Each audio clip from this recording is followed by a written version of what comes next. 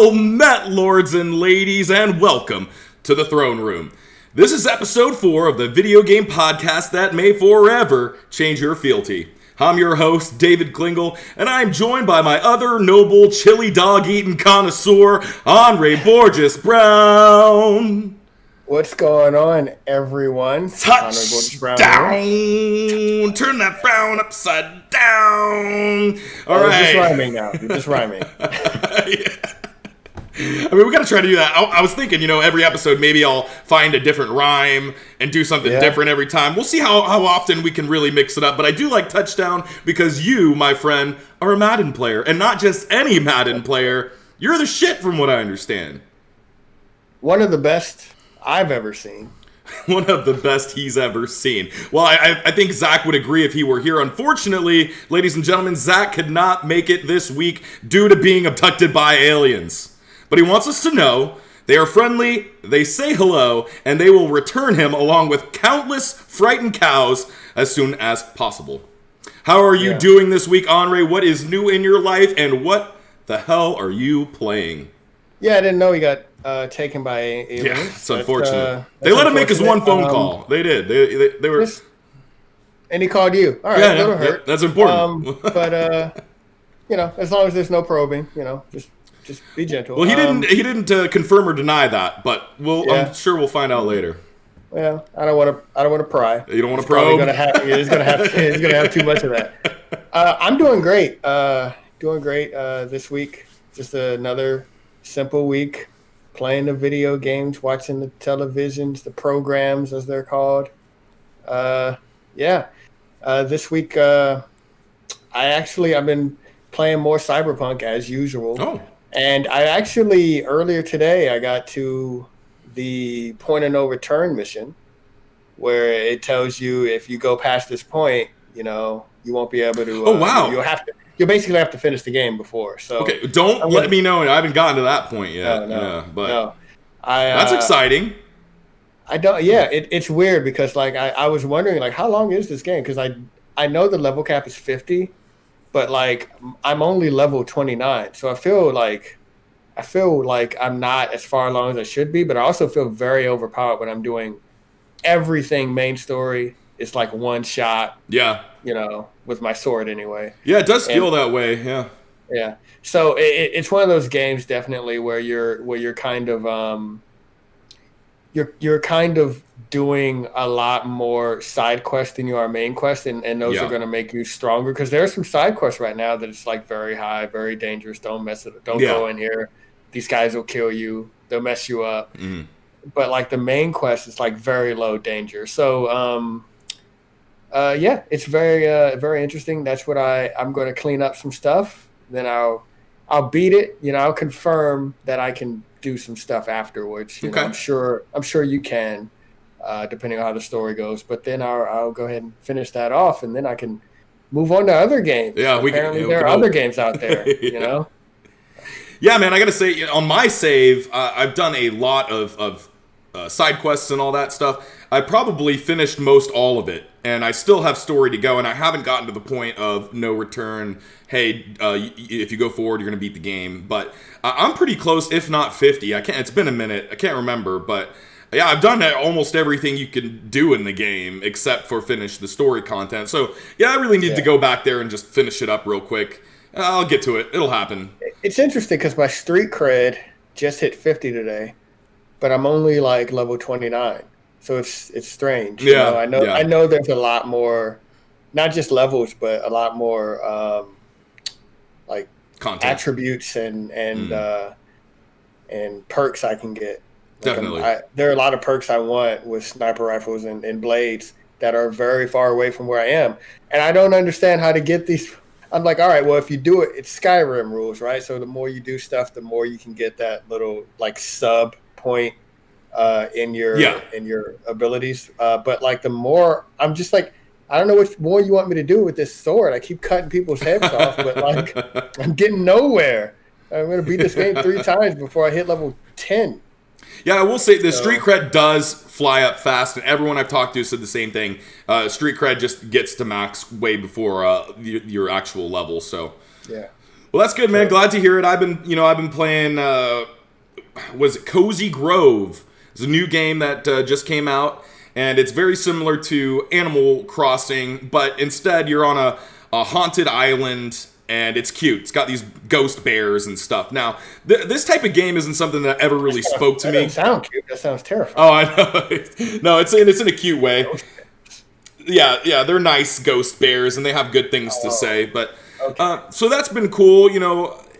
I've never been drawn to this type of game, Animal Crossing. I know Zach was, but it just wasn't anything that spoke to me. But now they said to me, well, it's the same thing, but it's got ghosts you're on a haunted island. I'm like, okay, well, that sounds up my speed enough to check it out. And it's cool because there's different, like, fish you can catch, but in Animal Crossing, there are different types of, like, normal fish, and in this one, they're more, like, ghostly kinds of fish. So, anyway, it's really cool. The art direction's great. It's been fun. So, I've been playing that and more Outriders. I've just got my character to finally do the tier of my main character to do the 15 challenge tier.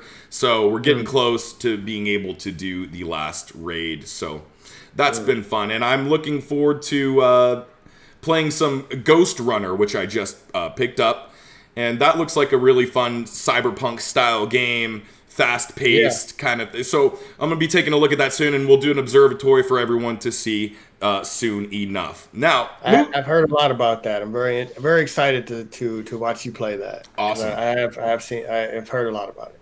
Yeah, I'm looking forward to it too. So last episode, we were haunted by a ghost from our past, the lost little penguin from Mario 64. Now, this little guy was so annoying that he pretty much made everyone who played the game angry enough to happily commence with Hatricide. If they really wanted to win the battle and ban video game violence, though, they should have focused a bit less on Grand Theft Auto and a little more on Mario. That being said, Happy Feet here isn't the only character in video games that has skyrocketed the sales of controllers or crowded the schedules of psychiatrists. There are loads of characters out there that really grind our gears, so the question, Anre, must now be asked: what video game characters have you wanted to end out of pure, absolute, unadulterated hatred?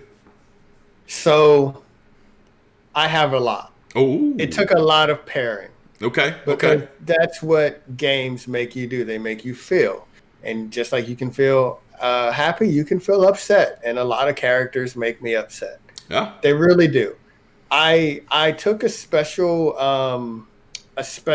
with like a few of them note to characters that you wanted to kill, but you couldn't in order to pass. Kind of like the penguin. Like if you want to get the star, you need him. Yeah, you need him. Yeah, that's the thing that makes him most annoying. Because if somebody annoys you in Grand Theft Auto, probably won't annoy you for much longer. You know what I mean? Yeah. That was his fault. But so there are some characters on here you can deal with, but we'll start off. I just wanted to get this guy out of the way. Okay. All right. Out of the way. This is the OG troll. So much so that he almost kind of made a comeback with the PS5 Walmart oh dear guy. And that is the Duck Hunt dog. Oh, the Duck Hunt dog, a staple on everyone's mind. Everybody knows. Let's just get him out of the way. Okay. Let's talk about it. We need to. All talk about it. How, we're trying to shoot these ducks. It's not easy. He doesn't even have opposable thumbs. He doesn't know the struggle. Yeah. All right, he doesn't know how hard this is. And he's over there pointing and laughing. Like, who does that? Yeah. Like, who? And what dog does that, more importantly? Yeah. What animal? Best friend. And they're right. Man's best friend. So allegedly. Yeah. We I don't know. Can you shoot him? I know I tried. I don't think you can. I don't think you can. Yeah, no. You could shoot the ducks, but eventually most people learn that if you shoot at a wall and the wall's white, it'll just register a hit. So you can cheat at Duck Hunt if Duck Hunt is too hard for you. Or if you're just really, really angry at that dog. And I get it, he's gathering up the ducks for you or whatever, but like, I don't know if I need that negativity. I really don't. Well, I guess Nintendo thought somebody did because I don't, they wouldn't have put it in there if they didn't. Yeah. What was their thought process? Why did they say, "Hey, we need this damn dog to make people feel bad"? Maybe it was an act of motivation? You think that they said, "Hey, if we got someone in here to make them feel bad about how bad they're doing, then maybe they'll do better." That may be. That's not how I'm motivated, but a lot of people, a lot of people are motivated that way. But I think it just more made people want to shoot the dog, Yeah, which you can't do. You can't. Get a new dog. Get a new dog. That's what I say. Anre, that was positively an excellent choice. For pun, the lowest form of comedy. Well, I'm glad that we got that one out of the way. We'll move to one of mine next. Now, this was a tough topic for me because even if a character was designed to be the most hated being you've ever come across, I find that I still like most characters for the purpose that they were designed. But there are a couple I can touch on. So one of the first ones that I really wanted to talk about here was it's a game called Metroid Fusion. It was on the Game Boy Advance, and the character in question is SAX, Samus X, I'm assuming, and this parasite called Parasite X shows up and steals all of your abilities. It essentially clones Samus at her prime and takes them away from you so you can't use them. And then it proceeds to hunt you down the entirety of the game with absolute invulnerability. You can't touch her. You can't do anything. You just have to run like a bat out of hell and hope you escape if she finds you. Anyway, you'll finally get to reach the final showdown and get your chance to defeat it. But this character really began my hatred for any type of character like this. And, there's various others. Pyramid Head from Silent Hill, Nemesis from Resident Evil. Characters you just have to run away. Right. And even the Regenerator from Dead Space. So what do you think of, do you know anything about Samus X? Have you played Metroid Fusion before? No, I haven't, man. Okay.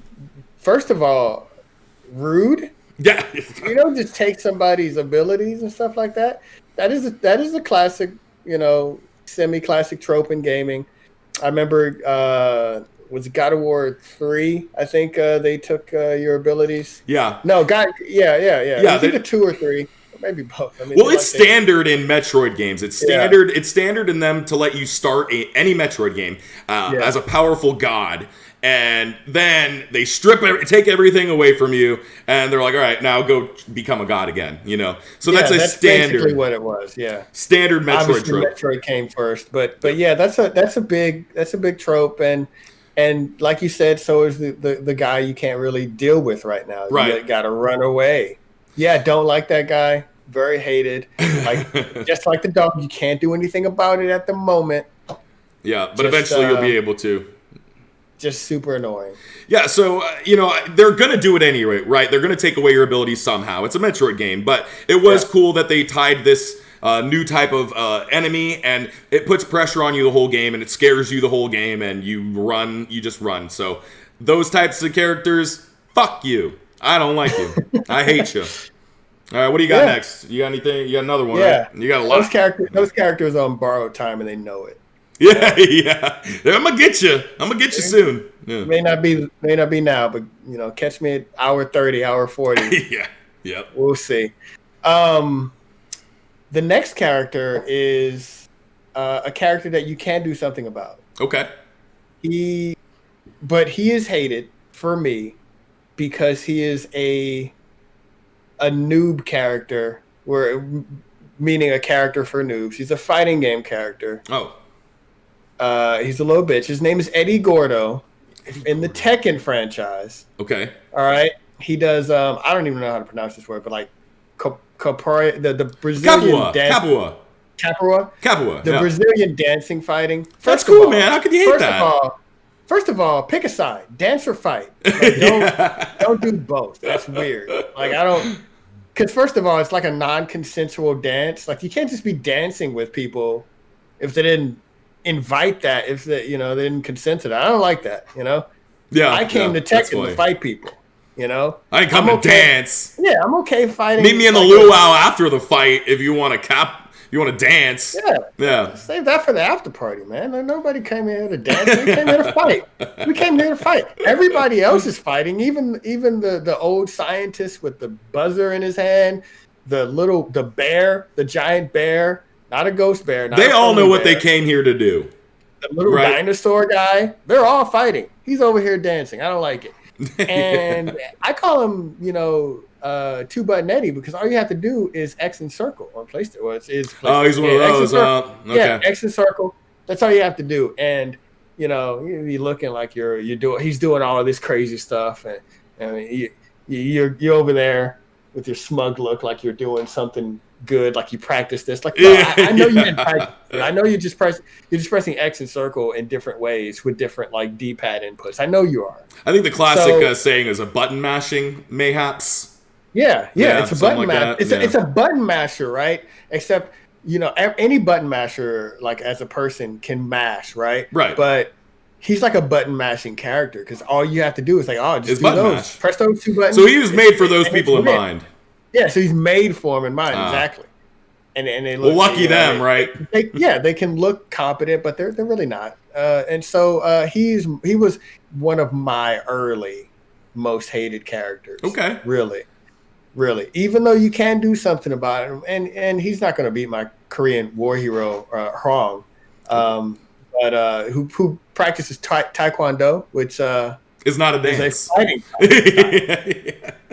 style, He's so good, he doesn't even use it. I think people will argue that Capua, even though it's a dance fight, is still a fighting style. Yeah. Like drunken boxing. Should you really be drinking before you go to a fight? I don't know, but that guy's doing it. Should you? No, it is a fighting style, but But yeah, I get what you're saying. I don't like it. Yeah, I don't like it. I don't like him. I don't like his daughter. I don't like any of them. Did he reminds me of that guy I like from Soul Calibur with the nunchucks. What was his name? Mikey? MaxiPad. MaxiPad. Yeah. That's what they call him anyway. Yeah, Holman doesn't like him. I don't use him because I have self-respect. You have honor. Yeah. Yeah, I have some honor, some decency, a little bit of pride. But he's one of those characters. Yeah, just he's like the opposite, because he's like triangle and square. Just press those two buttons, and you're freaking Bruce Lee and Enter the Dragon all of a sudden. Like, he's really not that good. Yeah, so I thought you were probably I didn't put anything. I didn't think about a fight. I put a little thought into a fighting game character I might hate, and I thought you'd bring up fighting game of some sort. So I was gonna say Cervantes, bro. Ooh. Screw that dude. He does this. Anyone can play him, and then just do this teleporty bullshit. No. Yeah, and shoot these guns. What does he do? He is stupid. He's stupid. He has a gun. Why didn't anybody else bring a gun? That's my question. Because they brought dance moves, man, okay? That's why, all right? You don't have to do either or. He brought 2 swords and a gun. Most of you guys only bring in 1 sword. Yeah. So, anyway. It's their fault, right? The teleportation takes skill, And I'm not just saying that because he's one of my mains. Yeah, but I am saying that. I know. He's one of my mains. Yeah, so anyway, Cervantes, hate that guy. He's a piece of hot burning garbage. Is what he is. All right, so next up, you got another one? Yeah, I do. And this kind of goes into your Metroid one, where you can't really kill him. Okay. And he gets his later on. No spoilers, but Red Dead Redemption 2, one of the the game of the year when it came out, easily. That was a fantastic game. And there are some characters in there you don't like. There are a lot. And not just one, right? Yeah. But there is one character that everybody hates, all right? Everybody hates him on the internet. Everybody hates him. Yep. And the reason is because and not just because, not because it's a bad story, because it's a great story. Yeah. But it's so relatable. Because we've all been there, right? We've all been there with boss or supervisor level of authority, where it's like, this other guy is bad news and he's just sucking up, he's just kissing ass.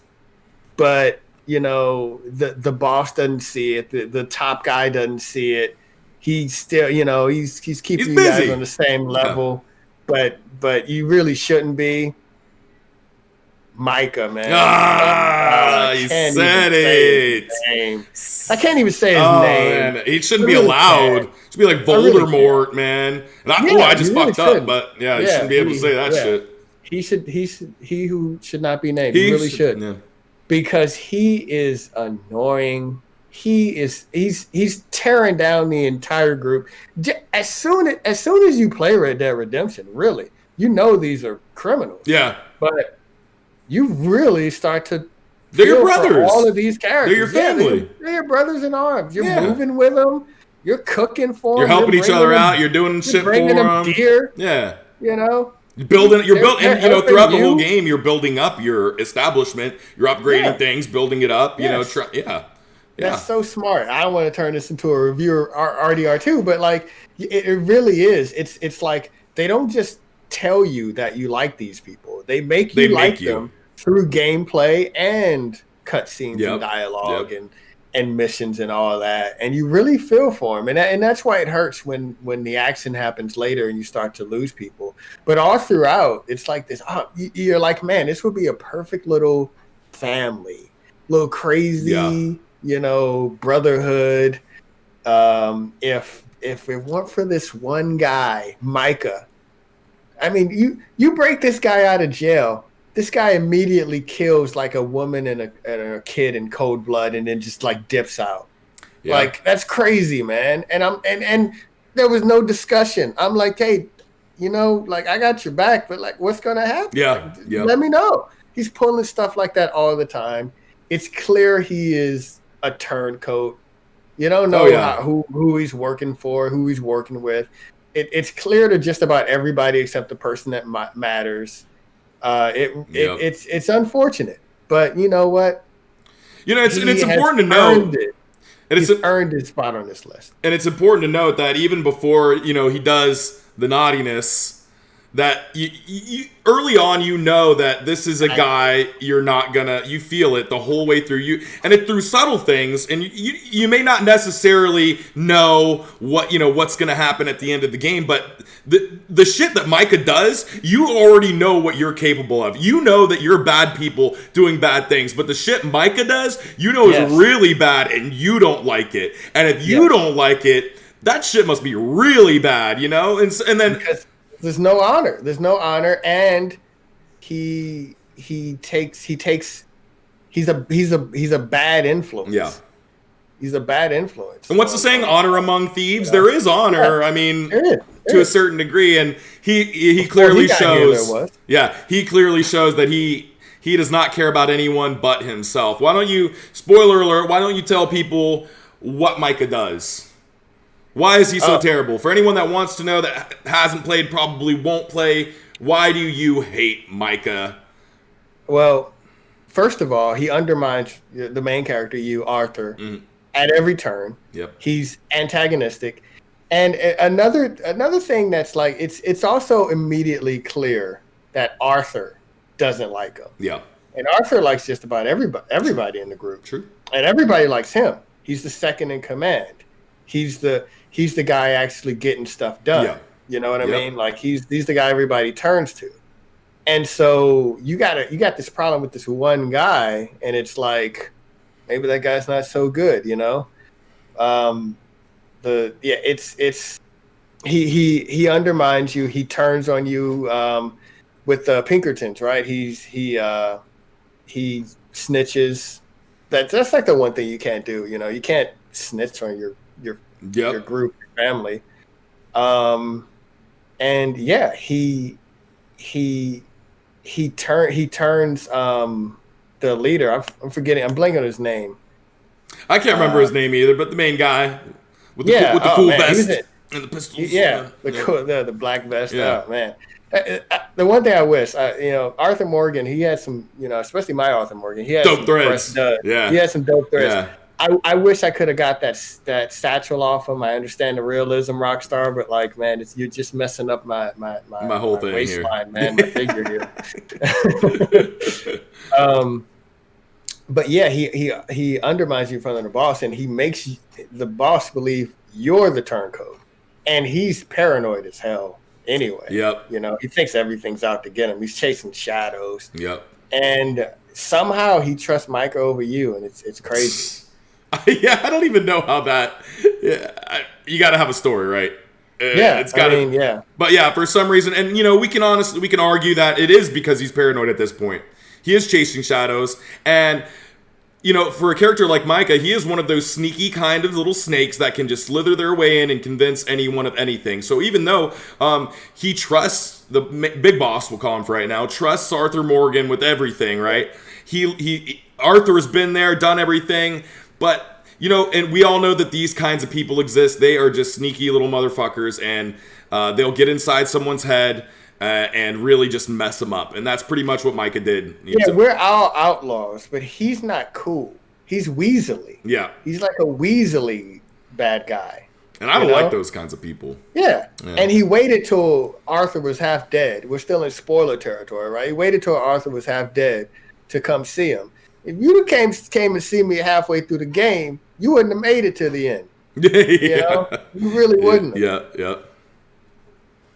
Well, all right, well, that's enough for Micah, but I think everyone can agree. That's someone you hate, for sure. Yeah. Next up for me, man, I gotta bring up Hades. It's this character called Theseus from Hades, and man, this guy, he has this pompous, self-righteous attitude that really seems like he truly believes he's Zeus's gift to the underworld, man. He's overly confident about himself, and just he's completely oblivious to anything else. He's got a lot of cool sayings and stuff. He's got this real boisterous voice, and he says stuff like, "Look, the fiend can't even tie his own sandals." And it's you just, that sound, you hate it, man. It's just so sandals? I don't even. That's exactly. He's an idiot. I don't know. He says dumb shit. So and I don't know. That's not something I don't think he actually says in the game. But that's the kind of stuff he would say in that kind of voice. And this jabber that he does, paired with the fact that you likely won't beat him on your first or even second try, makes this for a character you really just want to rub defeat in the face of. Now, luckily, he is paired with the Minotaur Asterius, who helps balance out these segments, which makes them fun instead of how egregiously annoying they would be if it were just Theseus yelling on the onset of each bout, this random stuff. The Minotaur, he really helps bring the Theseus guy down a notch, and he's more of the even though he's under Theseus is a higher rank than he is essentially. The Minotaur Asterius, he's basically the level-headed, the mind of it, and he'll eventually. The Minotaur starts respecting Zagreus for how many times he's bested them, and then he starts telling Theseus, without saying it, "You're an idiot. This guy's cool. We need to respect him, and I'm ready to fight him again because he's a worthy opponent." Blah blah blah blah blah. But anyway, Theseus, annoying, terrible. It is fun, name from the ship of Theseus, so I know he's a Greek war hero. I don't know, war hero type thing. Yeah. It's hard with the Greeks, because I don't know if he's like real or not. Like, I don't know if he's like an ancient. Well, I think he defeated like the Minotaur, right? So he's not real. Right. His Minotaurs aren't real. So I just figured it out. I just figured it out. He might have been. So he might have been a real character in history, and they might have created this myth about him. But I don't know. I have to look more into it. But anyway, he is in mythology, that's for sure. So that's important. And philosophy with the ship of Theseus argument. So what are these characters, like these big, boisterous, loud, obnoxious personalities? You got any of those that you think kind of rank up there with Theseus? Well, loud and boisterous. I mean, they're Handsome Jack is always in your face, but obviously, I don't. It's hard to hate him because he's just so funny. And that's pretty much how Theseus is. Yeah. He's taunting you throughout the game, though. He's really having fun. A lot of these villains don't have fun. Handsome Jack, I was calling him Captain Jack. Handsome Jack, it really does have fun trying to kill you. He really does. Anyway, Theseus, look, fiend. That sounds like something he'd say. Yeah. All right. So, definitely. Anyway, you got one more, right? I got one more. You got one more. All right. This guy, it was really close between him and Micah as for my number one hated, but I decided to go with him in a game that a lot of people don't like. Not my favorite of the series, but Final Fantasy 13. I really like Lightning. Really like that early opening segment. Okay. I like the cinematic, the opening cinematic, not the opening part of the game. It's famous for like getting good after like the first 15 hours. You don't want that, as a general rule. That's too long. That you could beat most games in that. But Hope. Oh my God, I don't know if you played it. He is the whiniest, bitchiest, most annoying character I've heard. And I put him at number 1 because at least I got to get Micah. At least I got to get him. All right. Eventually, I saw that guy die. Hope is on my team, and I'm trying to escort this guy. I'm trying to trying to get him to be not a man, but at least like a boy, a man child at least, like an adolescent at least, 12. He's over here. He's whining like he's 9. Now look, I understand. His mom died. That sucks. Oh wow! But it's a very long game. You know what I mean? Eventually, I'm gonna need you to stop whining. Because Lightning is trying her best. Yeah. She really is trying her best. We're in an impossible situation. All right. Half the players can't even understand the situation because of the convoluted nature of the story and the Fauci and the LC and all of this. Fabula Nova Crystallis, all of the whole thing. I'm trying to understand is have your annoying voice in my head. All right. Vanille, her voice is annoying too, but she's like chipper and upbeat and weirdly British. So, she's fine. She's okay. She has one of those annoying voices, but she's not whining all the time. Yeah. And, she has a tougher time than him. But yeah, having to go back and get this guy and having to give him pep talks every 15 minutes. I'm like, dude, shut up. Shut up. We're all in this. We are all in this together. All right? How about you give me a pep talk? Yeah, I'm the one doing everything. How about you pep talk my pep talk for you? Also, I have Lightning has a gun blade, like Squall did, except hers is cooler, in my opinion. This guy is fighting with a boomerang. A boomerang. Yeah, who does You're that? on my team, bro. I'd rather you dance fight. I'd rather you dance fight than use a boomerang, bro. Yeah, just be like Eddie Gordo. At least then you can attack people, attack their legs. Yeah, that's the problem with Eddie Gordo. He attacks your legs, and you have to block down all the time. Yeah, but anyway, that's an issue, yeah. Hope, just shut up. Just calm down. Just grow up. So Final Fantasy 13 is the one Final Fantasy game I have not played all the way through. I did play, I don't know, a little bit. I got to like the Shiva motorcycle. It's pretty cool. Yeah. I thought that was pretty tight. And then I think I got to maybe Ifrit or something. Was that after that? I can't. And he was like some kind of fucking machine too. I don't know. I thought that was cool that they were like these like Transformers, these goddesses in disguise. I don't remember Ifrit in that game. Okay, might have been. I someone remember else Alexander because he was actually Hope's. He was like a giant castle. Okay, that's Alexander's always been a castle. Yeah, he is in a lot of Final Fantasy. And I remember Hope had Shiva, right? So it was motorcycles or whatever. It's like twins who were motorcycles. Yeah. I don't remember. It was dope. Hades, it was really cool. Not Hades. I don't remember Ifrit at all. Ifrit. Ifrit. Anyway, so that being said, I have heard a lot of people really hate that fucking Hope character. So he's annoying. He's super annoying. He's irritating. He's whatever other synonyms for annoying you want to use. He is the worst. So do I need to go back and play this game, Final Fantasy? Do I need to play? Is this a must-play Final Fantasy title? Am I missing out for not having? Have you played Final Fantasy 12? Yeah, of course. I would just play that again. Okay. I would just play 12 or 10 or 15. Any of these good ones, no reason. Okay. And that's what I thought. It's funny. I was going to say, talking to some people, a lot of people really hate your boy Van. They think he's annoying. I don't know why. I liked him. I thought he was cool. You know what? He was annoying, but in a different way.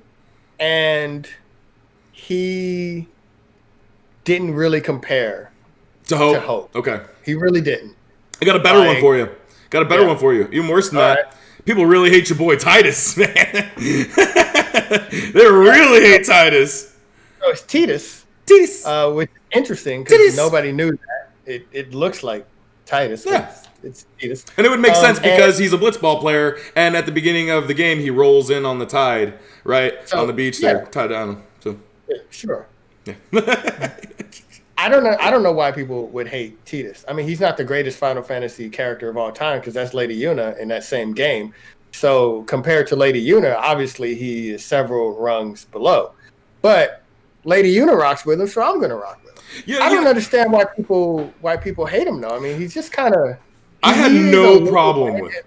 What's that? Yeah, he's only whiny in his flashbacks when he was a kid. Yeah, but and then I don't think Jet is kind of a dick. So, and then I don't think he really talks much. I think they've tried to design this kind of silent protagonist so that you feel like you're Titus. The game really feels like the main character is Yuna. I don't know what's on everybody else's mind. I know you play as Titus or Titus. I think it's so weird, right? Because we've been saying Titus our entire lives, but it's Titus.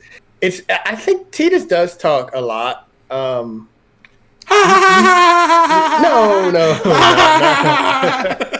No, he has lines. He talks with Waka.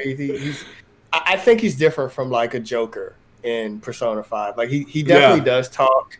But like I don't know, man. Like he with what he's going through, traveling to like another world or into the future or whatever it is. Past, I don't know. Yeah. I think the future. But anyway, he. I think time is relative. In general, yeah. Yeah. But yeah, no, he talks to Yuna, Lulu, all of them. Well, I'm not saying he doesn't talk, but I feel remembering what I did from the game, he feels more like a silent protagonist, right? Like you're going through everyone else's life as this character. You're seeing everyone else's story. This character's kind of you. You're kind of, you just. Now, he says, this is my story 8 times at least. Does he? So, yeah, he says, this is my story. Well, maybe he has to because he feels a little intimidated that everybody else has more of a story than he does. But I digress. At least Yuna. Yeah. Well, I mean, he's not the coolest character. I mean, it's Lady Yuna, it's Auron, right? Then there's like a gap. And then Riku first, then Lulu, then Waka. Kamari and Waka are kind of close. I like Waka as a character. I just don't like, and I understand that he does status elements. I just don't like the blitzball. You're one, maybe 2 rungs above walking into a fight with a bow and arrow, or not a bow and arrow, with a boomerang. Boomerang, right? Yeah, hoping it up. And we don't want that. Right? Yeah, bro. I don't care how good you are at blitzball. We came here to fight, not dance. We didn't come here to play underwater soccer. But get rid of that shit. Exactly. Go pick up a sword or something, man. Orange got a sword. Yeah. And it's not. And Titus has a sword. You can just get a sword. Oh, let's talk about his water sword, bro. And that's pretty awesome, right? Oh, I loved it. I love the design. It was on the cover. How effective can that be if it's just made of water? I don't. It's not made of water. It just looks like water. It looks like water. It's sharp. I didn't use it that often. I don't know if that was his ultimate sword or what. But no, that was you got that early. You got it early, yeah. Brotherhood. I didn't use it that often. Brotherhood, that's the name. Yeah. Good memory. Yeah, thanks. Anyway, dope sword, look cool. Yeah, screw Hope. Screw Hope. All right, well, I'm glad that we have fully commenced with our Hatricide. Just as a reminder, if everyone is enjoying the show, you can head over to patreon.com/CrownKingMedia and start supporting us for just $1 a month, which gets you a Patreon exclusive show dubbed The Roundtable, where we pick a game to discuss in great detail while also providing our insight into what could make it much better or far worse. It is time to talk about some industry news. According to IGN, PS5 breaks another huge US sales record. Quote, in its first 5 months on the market, the PlayStation 5 has become the fastest selling console in US history in both unit and dollar sales. March video game hardware dollar sales as a whole were 47% higher than they were in March 2020 and set a March record of $680 million. Year-to-date hardware spending has totaled $1.4 billion, which is also an increase of 81% year over year. What do you think of this? Before I get into it, I want to just say I looked it up. It is Dutch Vanderlyn, and of course the Vanderlyn gang. That was going to annoy the hell out of me all night. Oh, okay, so, Dutch, yes. Yeah, well, that's all right, Dutch. We'll take care. Micah's gonna take care of you, fix your crew. So, it's very interesting. Obviously, everyone knows that the PS5 has supply constraints, and it's very difficult to obtain one right now. And still, at the same time, this shows you that, first of all, the demand is outpacing the supply. We already knew that. The demand is super, super high. It's amazing that they're selling this many units. And Sony is like, in my opinion, they have to be of two minds. They have to be like celebrating, popping bottles and handing out bonuses and whatever you do when you're in a multi-billion-dollar company and you're high up and things like this go this well. And they also got to be like, if only we could make more. Right. Because if they could make more, they would sell even more. I mean, this doesn't take rocket science or anything or investor calls or anything like that to figure that out. But like, it's crazy because it's like it's very, very impressive. And also they are leaving so much money on the table. When you have people buying scalped consoles at 30 to 40% higher than the retail price, Sony is like, man, maybe we could have sold this for higher, or I wish we had made more. I wish we were able to make more. I wish we had the chips. And I'm sure Microsoft is in a similar situation, but obviously, even because early on both consoles are going to sell a lot, but it does seem to be to where we're starting to see what we saw last generation as far as the sales distribution between Sony and Microsoft. Well, man, if you'd asked me, I'd have said breaks another huge U.S. sales record. Highly doubtful. That's bullshit, because I still don't have one. And I'm sure that there's a lot of people out there that are in the same boat as me, don't have one. But hey, I'm glad that they've broken this huge record, man, and so many people have a PS5. That is great. That's wonderful news. So glad to hear it. I agree with you. Their work is not done. Get making me a fucking PS5 right now, Sony. Stop. Put your champagne away. This is not a time to celebrate until David gets his PS5. We gotta go. We gotta work harder. Right? That's what I want to hear. I don't want to hear. Yeah. Agreed. They have to work hard, not only for you, mainly for you, but not only for you, but for all of their customers that want one, that don't have one, and there are still millions of them. And I've been saying for a while now that there's no need to rush, no need to go out there and buy a scalped PS5. I'm not. The PS5 has more games than Xbox. That's not saying any. Xbox has 0 exclusives, but they don't have a ton. They don't have a whole lot, but we are getting close. Returnal is around the corner. Returnal's coming later this month. Yep. Ratchet is around the corner. We are getting close to those Sony exclusives, and we're getting close to next gen exclusives. You are. I'm still very, very far away at this point.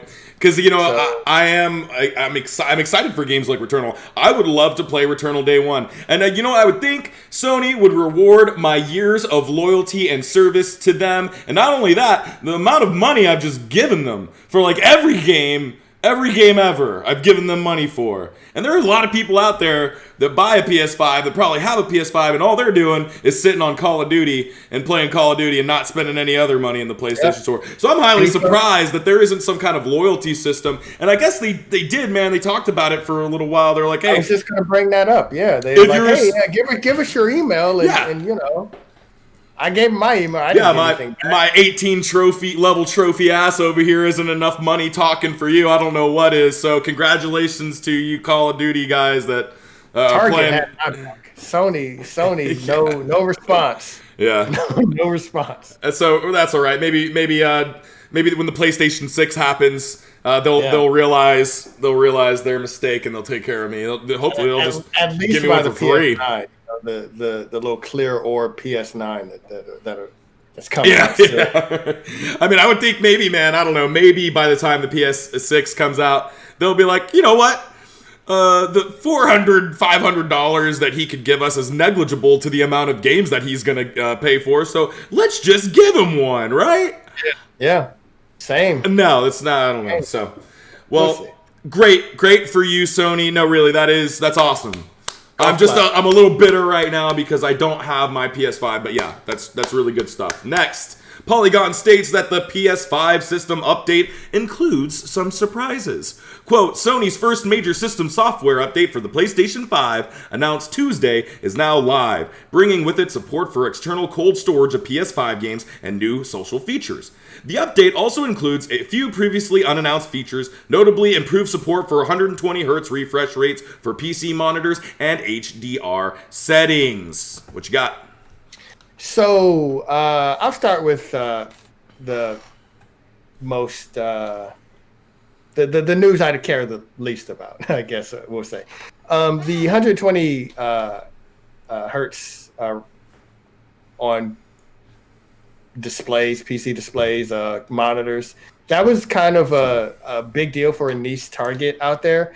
Because Xbox had it and PlayStation 5 didn't, and nobody could really figure out why. You know, it is one of those things that I kind of figured they would fix eventually. They would patch in eventually. They did very quickly. This patch comes fairly quickly as far as large updates are concerned.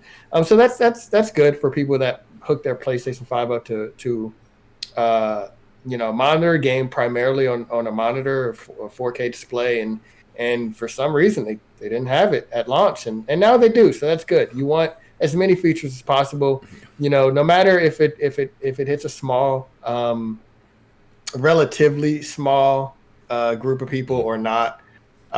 You do want to have as robust a feature set as possible.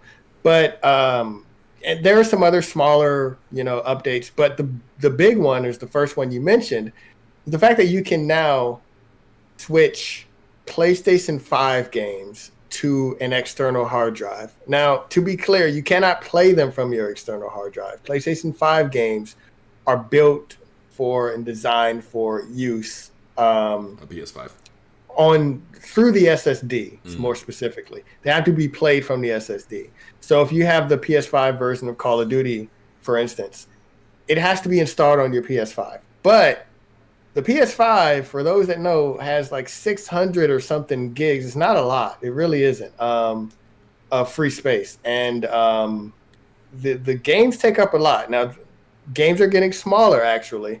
But games like Call of Duty, with their 5 different parts, they could come in over 200 gigs. So it is good to be able to take Sony makes a point to say that the games are quicker to transfer from your console to an external hard drive than they are to download from the internet.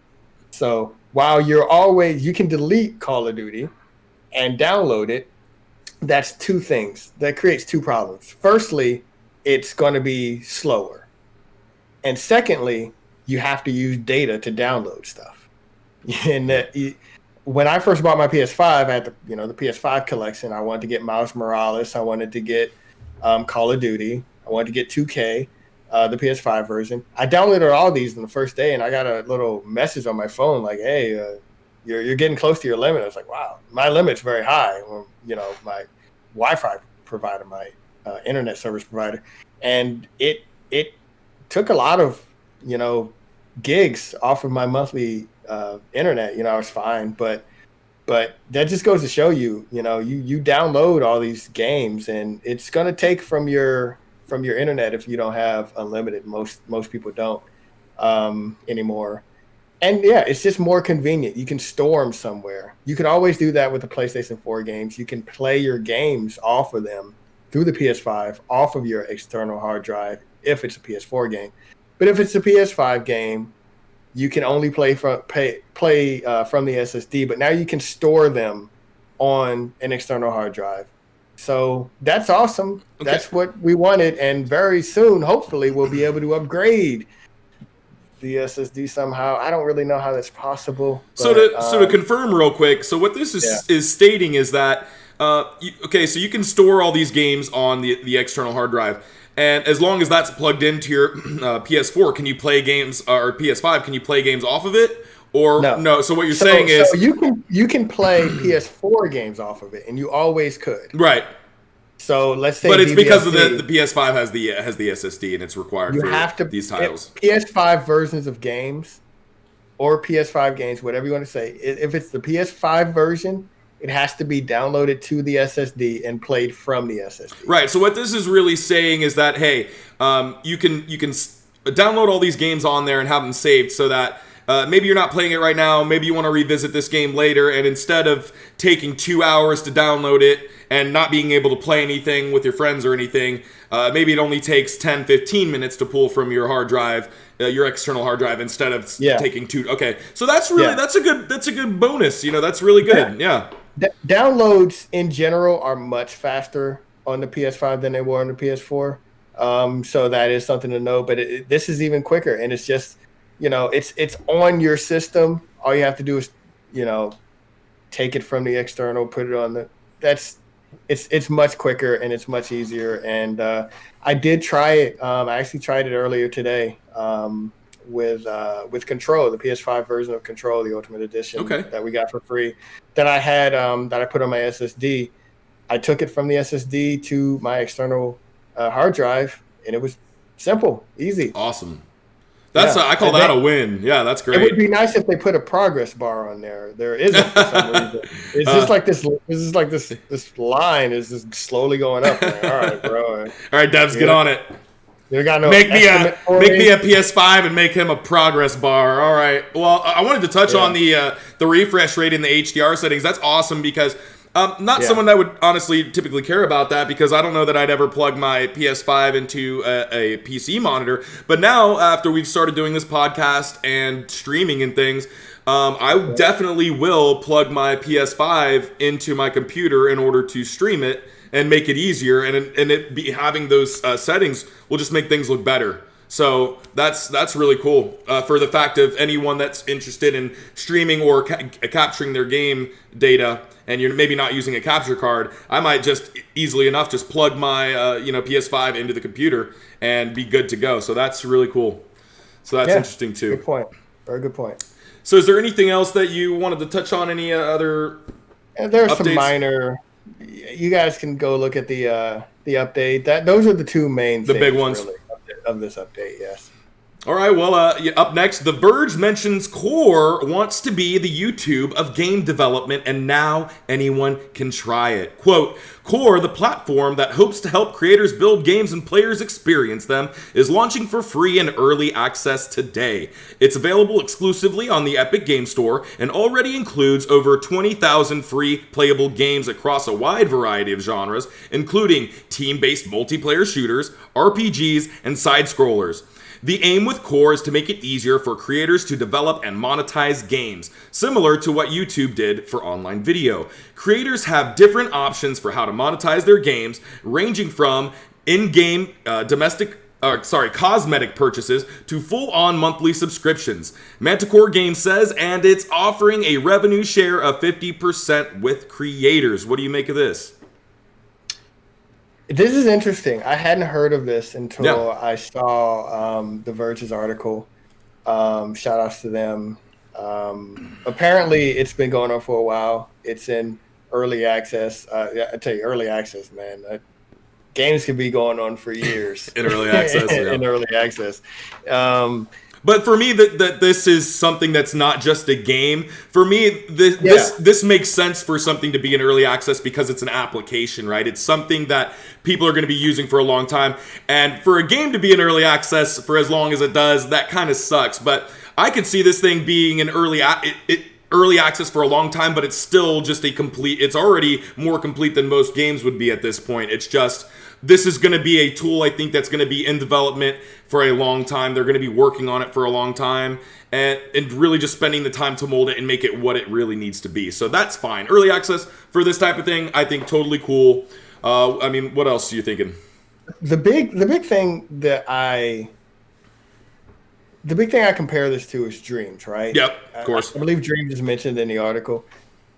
Correct me if I'm wrong, but to me, the thing about Dreams that doesn't seem to really be an issue with this is Dreams has basically the same art style. All the way around. Everything just kind of looks like Dreams. Like if you see something made in Dreams, it's like, yeah. You know it's in Dreams, right? Yeah, yeah. And this kind of looks more diverse in its art style. The games that can be created off of it. I will mention real quick to really answer your question there. I took a look at Core, and it's really interesting because to me it looks very similar to Unreal Engine, and I use Unreal Engine a lot for my job, and it looks like an easily more accessible version, an easier to understand version of the Unreal Engine is what it looks like to me. Not to cut you off, but I think it either uses Unreal Engine or it's based off Unreal Engine. Oh yeah. I believe I read that in that article. I believe it uses Unreal Engine. Yeah. Probably not this newest one because most games. I don't think any games come out on the newest Unreal Engine that the PS5 demo had. But I don't know what they're on 3 or 4, but I think it uses that one. And what version of Unreal? Yeah. Oh, there's all kinds. It's 4. Okay. What? I think 4.6 or something like that. Something like that right now. So basically, they're on Unreal 4. Yeah. So they're using, I believe they're using Unreal Engine, but the interface itself looks exactly like Unreal Engine. It just looks like a little easier, I guess, to understand, for general users. And another thing about Dreams, I spent some time with Dreams when Dreams was in early access, and man, that was a lot to learn, a lot to understand, and some things to me were more difficult than I felt like they needed to be. I don't know. But Unreal Engine is something that I've been using for a long time, and it's generally easy to pick up, really. I mean, and that's from an artist's perspective, too, but... and from an outsider's perspective, it seems like creators have to learn Dreams, and that's really only applicable for in Dreams. Right. But when you do Core, right, it's using, established game making tools, and it's using Unreal Engine and likely art assets too. There's probably going to be a plethora of art assets for you to use from the store that are different kinds of things, man. Even some could look cartoony, some could look realistic, whereas like you said in Dreams, everything has this kind of dreamsy feel to it, whereas using the Unreal Engine and assets from the marketplace, even if you're not an artist, you can't do 3D art yourself, you'll be able to find any kind of assets you want or need to make your game from the Unreal marketplace, I'm sure, and implement it into Core. So that's a big step right there. So that's pretty interesting. And just the fact that it's on PC, I assume Dreams will be, if it's not already on PC. I've just always thought that, but the fact that it's on PC just makes it a lot easier, because the people. Not everybody's going into this blind. Some people have made games or dabbled with that, and they're used to doing it, on PC with the benefits that entails. And the other thing I wanted to notice, I want to just kind of highlight that you brought up, that the article brings up, is that this is kind of made with the intention to monetize these games. That's what makes it really different from Dreams, right? Yeah. exactly, and that differentiates it from Dreams. Just as a concept, just starting out. And I don't want to make it look like we're just shitting on Dreams. I mean, I've seen some amazing Awesome things made in stuff. Dreams, some awesome stuff. This just seems as a concept to be. I mean, they call it. They want to make it the YouTube Right. of game Game. making, and that's awesome. YouTube lowered the barrier of entry for a creator to Make create videos. Yeah. things for their audience, to create visual media for their audience. You don't need a producer director. It's fancy this and that, and that's kind of what they want to do. And I will be, I wouldn't be surprised if in the next 5-6 years we're playing a game that was created through Core. That And has it's considered maybe a AAA title for whatever. Yeah. yeah, or smash hit indie title or Yeah. something. I really just think that like it'll make it easier to make for people to make games, to get into gaming. So I'm interested. I'm very interested. Now that brings up a concern too, though. Hopefully, this type of thing doesn't just make everybody think that they can be a video game developer, right? Like every Joe Schmo with a core can make a video game. And I don't know if that's really going to be an issue because, I mean, we see that on YouTube. We're using their direct comparison here. They want to be like YouTube. There's a lot of people that make content on YouTube, and it doesn't matter, right? If it's crappy, you just probably will never see it. So what's the problem anyway? So if someone's using core and they make some crap games, you might not ever see it. So who cares, right? I think that I mean, personally, I don't have that creative side to me when it comes to building levels and stuff like that. But I really think that a lot of people are going to try and won't get too far. That's what I think. I think the people that make a game, if it's a crappy game, that's fine because it'll get better. I really do. I think that those people that just to get the experience and just to get that to get a game out, to have people play it, have even just the friends and family play it. I think the people you're talking about are the people that are going to be like, oh buddy, I'm going to make a game like it's a level maker and a first person shooter, and they get in there and they're like, what is all of this? And they're just going to be like, nah, screw that, man. Where's Battlefield? Let me just pop that back in. Well, I will say I am very excited to see what is going to happen with Core, so I will definitely be keeping an eye on it. And not to be confused with Recore, the struggling Xbox game. I think that was the only first person title that they had for a while or something. Yeah, was that it? I don't know. Core. I heard some not terrible things about it, but then again, I wasn't going to go out and buy an Xbox just for Recore, So, anyway. All right, lastly, everyone, according to PC Gamer, Amazon's Lord of the Rings MMO has been canceled. Quote, a report has detailed how contracted developer Athwan Games, a subsidiary of Leiyu, which was acquired by Tencent, won't be moving forward with the game. Contract negotiations between Amazon and now owner Tencent seem to have broken down, causing a dispute. Amazon Game Studios, which was founded in 2014, has yet to release a game. It has canceled every high-profile game in development at some point, such as Breakaway and Crucible. It appears that New World will likely be the studio's first release when it hits this August, end quote. What you think about that? There must be one game to find them all. So to rule them all. There's a lot. This is kind of a big story because the fact that makes it super big is that is Tencent's involvement, and Tencent has been buying up a lot of developers over the past, I would say, 2 years. They've just been buying up. They bought a lot of old indie studios. What do you say? The people that make Darksiders and THQ Nordic. Yeah, wait. THQ Nordic. They bought them. They bought a lot of AA, a lot of single A developers. They're based out of China. So the wording in that article is interesting to me, where it says talks broke down, or discussions, negotiations broke down. It's very interesting. You don't really see that because the game has been in development for a little bit.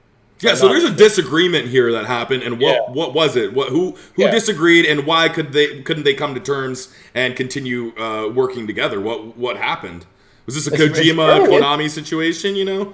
because if I'm not mistaken, I believe the Lord of the Rings has a or Lord of the Rings, I don't Lord of know, the has a Rings, Lord of the Rings. No, the okay. Lord of the Rings has a an or the I mean, Amazon. it could be Lord. I don't know. Anyway, it's Lord of the Rings. It doesn't matter. It's definitely one of them, and people are going to get very upset that we Don't know even it. Yeah. considered that it was the other. So Yeah. I'm going to say Lord of the Rings. I mean, that's going to be my final A answer. But staple. Okay. yeah, it's probably wrong. But yeah, I believe there's a Lord of the Rings TV series coming out on Oh, I think they Amazon. canceled that too, if I'm not mistaken. Did they? That's actually much worse. HBO, Lord of the Rings, was it? I thought it was Amazon. Was it? I thought that's why how they got the license. I thought they just had both the license to make games and TV shows. But I don't quote me. I thought I read something where the show was being canceled too, or whatever. Anyway, I don't. There's a lot coming out, and I thought that was one of them. But like it's just unfortunate. Golem, I believe, is still coming out, right? It. I'm not a huge Lord of the Rings fan, obviously. Not a Tolkien head, obviously. I watch the movies. I like the movies. This yeah. doesn't hurt me personally, but it's just very interesting. I feel like we're gonna hear more coming out of this. I don't know. I just think it's funny because when is Amazon gonna make a game? I mean, they got a game studio now, right? And are they gonna? 2014, You know what kills me, man? 7 years ago. Amazon is huge. They are a big deal. They have got so much money and so much going for them that you would think making a game wouldn't be that difficult. And This is what I talked about last week when I took umbrage with the Jason Schreier article and his usage of the phrase "too big to fail," insinuating that you can just throw money yeah, at a project and it's gonna big work, bank right? beat little bank, Yeah. and eventually you'll just come out with this AAA game, and that's just not how it works. The reason why Sony, their first party games are awesome is because they know how to make games. Yeah, they got heart. You know, it takes heart, it takes talent, it takes and not, I mean, like, obviously the development talent, there's a gap between Sony, Nintendo, and everyone else when it comes to first party. But there's also obviously executives at Sony, at PlayStation, know how to get games greenlit and how to make them and how to produce them and how to keep it going. Nintendo, How to delay them. disappoint their fans. Yeah, exactly. But they know how to get these games out. They're very rarely, oh yeah, this game was in development for 3 years and now it's canceled. But that's happened in other places. Yeah. That happened with what was that dragon game that Xbox was Yeah, gonna have? Scalebound. Yeah. And that was the developer's platinum, I believe. But publisher or the first party, the guys that were trying to get that made was Microsoft. And there's been many, and Google with Stadia and how it's failing. It's either dying or dead.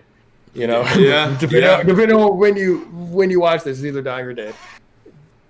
Nobody has more money in tech than Amazon and Google. Yeah. Microsoft, except that.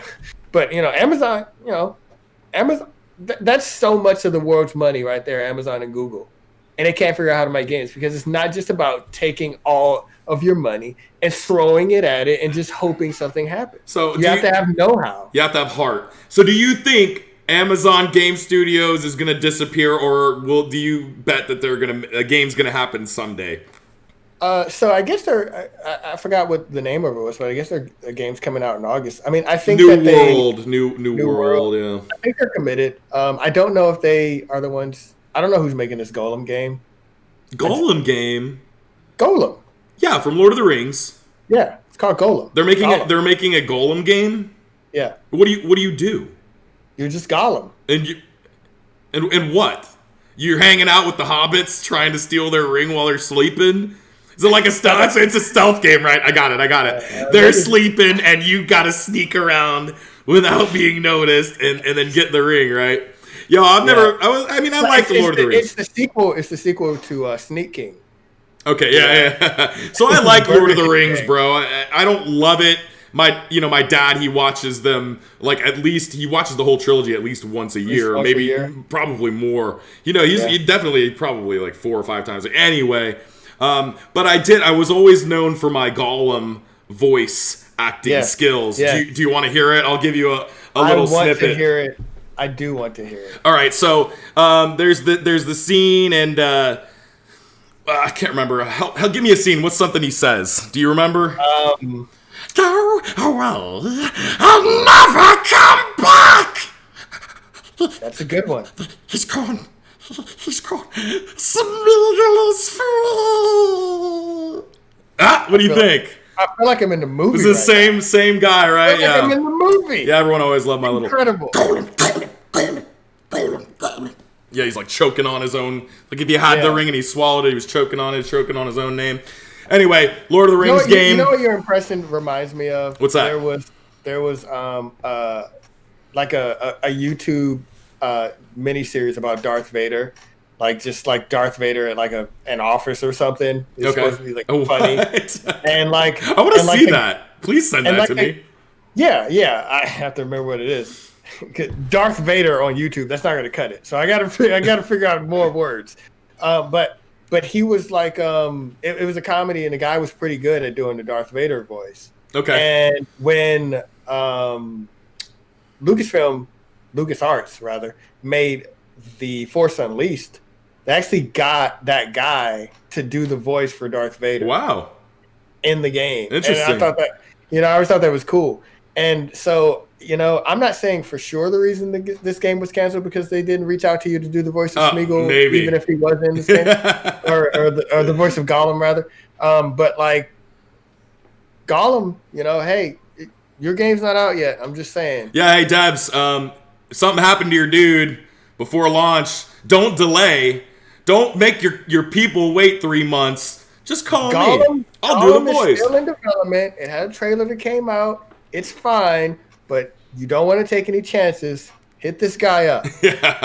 I'm ready. And that was just, that was probably the first time I'd done it in years anyway. So give me like a couple days, bro, and you wouldn't even be able to tell. You wouldn't even be able to distinguish the difference. Sparkling water. All right, so also I wanted to give a quick tip of the crown. This is a new segment for us. It's very short, but whenever we want to give something accolades to a certain game or something, we're going to give a tip of the crown. And this week, we're giving a tip of the crown to the Resident Evil Village demo. It has dropped for the PS5 and PS4 owners. So if you're interested in that, you have until the 24th to check out the village and the castle areas of the game. Everyone else will get a chance to scoop it up on all platforms on May 1st to the 2nd. So check back with us in next week's episode to hear our opinions, and we'd also love to hear yours in the comments section should you choose to share with us. So, new releases for next week, new games. We've got Don't Forget Me, PC, April 20th. I will forget you because I don't know what you are. Mask Maker, PC, VR, PSVR, April 20th. Making masks. I don't know. Have you seen anything about that? Maybe it's like Build-A-Bear. That's a Zelda game. It's a remake of this Zelda game where Zelda puts on a whole bunch of masks. You're full of shit. Get out of here. Get the fuck out of here, because you almost got me hyped. You almost got me excited for a minute there. Really? You've never heard of this? Get out of here, Majora's Mask. Get out of here. No, you can't say Zelda anything ever again on this show until you've actually played a Zelda game. I don't hear your shit anymore, Anre. I don't hear your shit. You just got me excited, and now I'm angry, and I'm gonna commit Hatricide. You become my newest hated character in video game history. Watch out, boy. Careful now. Mask Maker. It's like Build-A-Bear, but you're building masks, not bears. No, I'm just shitting you. We don't really know, but maybe it's cool. Take a look. MLB The Show 21 for Showstopper. What you think, buddy? PS5, Xbox Series X, PS4, Xbox One, April 20th. We know you're excited for that. Everyone should be excited for that. We talked about this a few weeks ago. Yep. First time on PC, first time on Xbox. Going to be very interesting. I actually saw the the PlayStation Studios logo, because it's developed by Santa Monica Studios, which is a PlayStation first-party developer. So on Microsoft's, platform, you actually see the square, circle, X. That's awesome. Triangle, PlayStation Studios.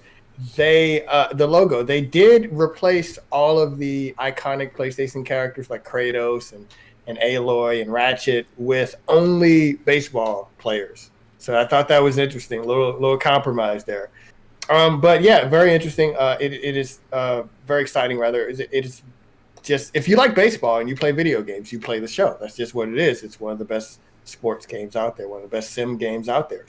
So get excited. Next up, we have World Splitter for PC, PS4, and Switch, April 21st. Prepare to be the Cosmos best lumberjack and cut the world in half. Just kidding. Don't know what that game is either, but I'm sure it's good. I thought you were Gotcha, motherfucker. All right. You don't get me excited about a Majora's Mask sequel. I won't get you excited to being a space flying lumberjack, all right? Buildings. There's no way you wouldn't have heard of that. That's no way. You're right. But I was thinking maybe you were saying it was like Oceanhorn, because Oceanhorn was a PlayStation Zelda-like game. Yeah, so I was thinking you were getting me excited because I was thinking maybe it's like a Majora's Mask style type of Oceanhorn. It's not Zelda, but it's kind of similar, and you got Mask too. I would have got hyped for that. So anyway, buildings have feelings too. PC, PS4, Xbox One, and Switch, April 22nd. Not sure what this is about. I don't know. Haven't heard anything about it, but don't be mean to the post office, I guess. I don't know. Yeah. What do you think? You heard anything? No. Orbital Bullet, First PC, April 22nd. Nothing there either. Judgment, PS5, Xbox Series X, and Stadia. I guess it's not dead. I guess it's still alive and well. April 23rd. And Nier Replicant version 1.82,025,865, 81,002,008. PC, PS4, Xbox One, April 23rd. That's cool. I haven't played a Nier game myself. Should I? Is now the time to get it? I have Nier. Nier Automata. I haven't played it yet. Oh wow. That's one of my games that I'm going to play after Cyberpunk is done. After I beat this game, I'm not going to, I'm going to do as much as I can now. I'm going to beat the game, and then I'm going to wait until the PS5 upgrade version happens. Okay. Hopefully sometime before 2077. Makes sense to me. Yeah, and then I'll play some of these other games.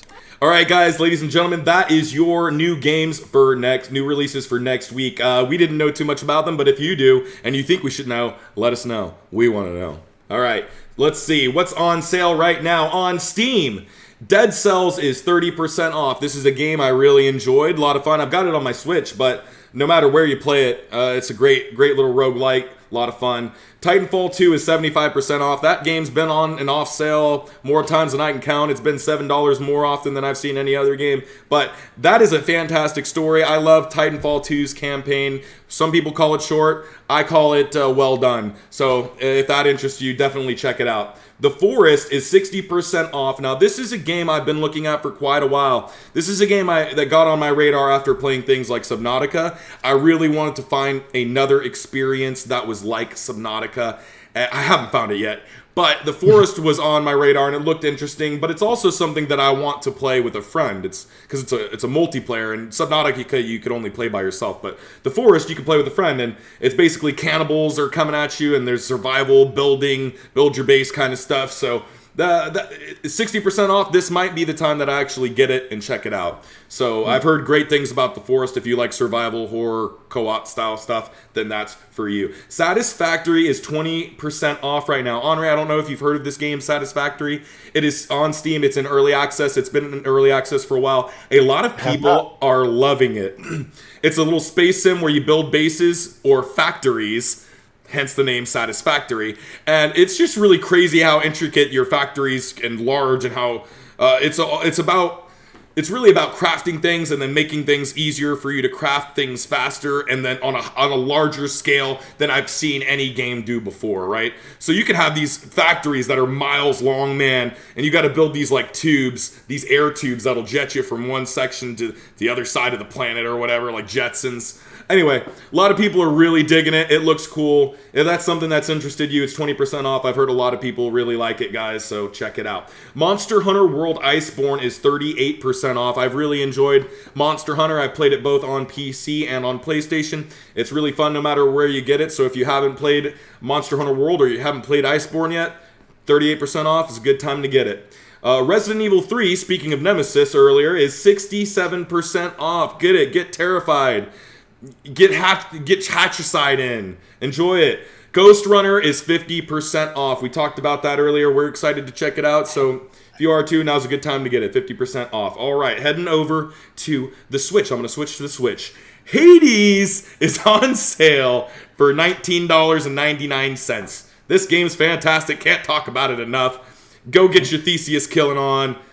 $19.99. Hades. Can't recommend it enough. Ori and the Will of the Wisps is $23.99 on the Switch right now.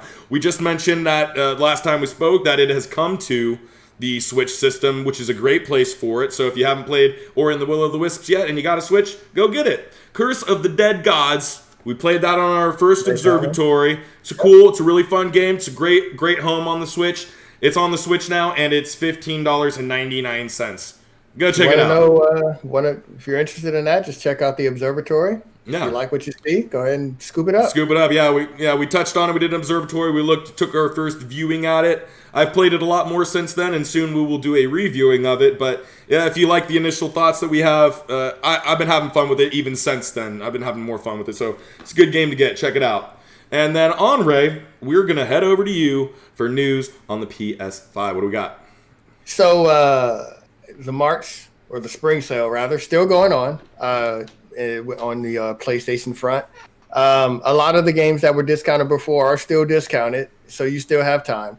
But we have switched over to like kind of round two, and they've added a few new games, and they will continue to do this throughout the rest of the month at least. It may go into May, actually. But I wanted to highlight 4 games that I thought were incredibly discounted. So the Avengers, we talked about this. Now. All right, I'm listening. Here's my pitch. Oh, have they fixed it since last we spoke? Did they get that Outriders money and they're like, all right, we can make this better now? Has it changed? Oh, wait, sorry. Let's just hear your pitch. What do you got? No, not really. I mean, the problem isn't the bugs and the glitches. The problem is the core gameplay, really. The loop. It's not that fun. Yeah. However, not a good way to start a pitch, but they're not paying me, so I don't care. Yeah. It is 60% off. It was full price, $59.99, $60. It is now $23, $23.99, $24. Wow, I have to go get it right now. It is. If you are an Avengers fan. What a steal. And you are really only interested in the story. It is an excellent story. It's an excellent story. It is, okay. It's not super long. I wouldn't pay full price only expecting a story. But if I'm an Avengers fan, would I play $24? Yeah, the performances are rather good. You make a valid point there, and I don't know why I didn't think about it sooner. How much does it cost right now? $24. Okay, so you paid $24 for the story. I think that's perfectly worth it. 60% off. Definitely, I would pay that because it wasn't a very long story, but it was at least 12 to 15 hours or so. I would 10 to 12, somewhere around there, something like that. Yeah, and I mean. AAA voice acting cast, Troy Baker, Nolan North, I mean, they do a good job, everybody. It's a nice little fun. No, the story was good. I really liked what they did with the story. So, yeah, I can recommend saying that paying that price even just for the story, that's a good deal just to get the story in. If that's all you do. If you haven't scooped it up, go ahead and scoop it up if you want to. Next. This is incredible to me. So this game is usually discounted. It's been out for a while. We talked about it for a while. It's been discounted with usually. This is the lowest I've seen it on PlayStation 4, and that's Dragon Ball Fighter Z. Oh, wow. DBFZ. Not only if this isn't just for you, right? If you already have it, this is the time to get your friends into it. All right. I've talked to 2 people and I've told them what this game costs right now. So before last week, basically $60 full price. Right. That's crazy because the game has been out for like 2 years. That's how popular. That's how good it is. They're supporting it with characters. They got 2 new characters. They got Gogeta, Super Saiyan 4. They got Baby, I think. Yeah, they do a lot of characters. Yeah. And so they're still supporting it. And here's the kicker, right? Are you ready? I'm ready. 85%. Oh, wow. Off. You're joking. It is 85% off. Again, this was a month ago. That's awesome. A week ago. That's $60. And it's going to go back to it, too. It's going to go back to $60. $9 right now. $8.99. It is $9. Yeah. Yeah, and like I said, if you don't pick this game up for $9 right now, ladies and gentlemen, and whenever the sale ends for it, it's going to go back to $60. It's not going to, And it'll be a while before you see a sale again. Yeah. Pick it up. Get your friends to pick it up. It is one of the funnest, the visuals, fighting games, definitely. Everything about it's fun. One of the funnest fighting games. It really is. Next, Cuphead was $20, is now $15. Cool, 25% off. Very good game. And Dark Souls 3, 75% off. 75% that's off. Exciting. Was full price is now $15. That's great. That is the steal. What a deal, it really man. Is, Yeah. I love Dark. You got David stamp of approval on all Dark Souls games all the time. But Dark Souls 3, all instant classics. Yeah, I did love Dark Souls 3. It's fantastic. So pick that shit up. $15, what'd you say? $15. $14.99. $15, man. Wow. Pick it up. Yep. All right, well, ladies and gentlemen, that sums it up for today's episode. If you enjoyed, please like, share, rate, and subscribe. All right? We need that stuff. We need people to know who we are, where they can find us, where you can find us, and how we can just be loved. Because we want you to be loved. Because we may be crowned king, but everyone's royalty here. That's right. Yeah. No, you're right. We're all right. We're all right because we're all royalty. That's the good thing about being royalty. You're always right. All royalty, all the time. All right. Bye. Bye.